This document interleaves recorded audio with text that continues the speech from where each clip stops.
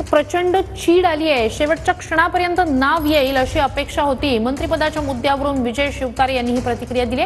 माझं नाव न आल्यानं नातवंड टाहो फोडून रडलेत असं शिवतारेंनी म्हटलंय। तिघांनी मिळून मला शब्द दिला होता असंही विजय शिवतारेंनी म्हटलंय।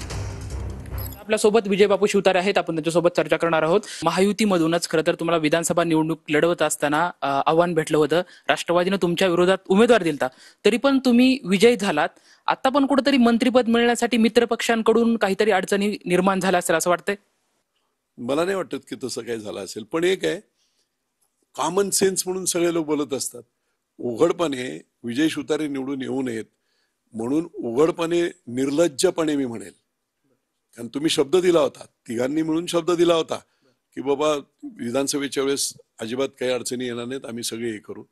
तुम्हाला 5-10 हजार मतं मिळाली नसती, तिथे 91,000 मतं तुमच्या जोडीमध्ये माझ्या शिवसैनिकांनी भाजप सेनेच्या लोकांनी टाकली।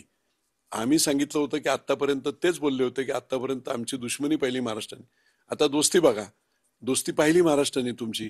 तुमच्या शब्दाला किती किंमत आहे आणि तुमच्या वक्तव्याला किती किंमत आहे हे लक्षात आलं। त्याच्यामुळे आम्ही बाकी दिलेला शब्द पाहणार, शेवटपर्यंत आम्ही दोस्तीत राहू, आम्ही दोस्तीत राहू। जो होता त्या काळात तो वेळेस मला इतका राग आला, त्या माझ्या नाती वगैरे टाव फोडून रडतायत।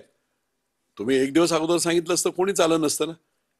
आणि शेवटच्या क्षणापर्यंत त्या आता नाव येईल, आता नाव येईल असं करत अख्खा संपूर्ण शपथविधी त्यांनी पाहिला। हे जर त्यांच्या घरात जरी झालं असतं तर राग आला नसता काय? आला असता ना।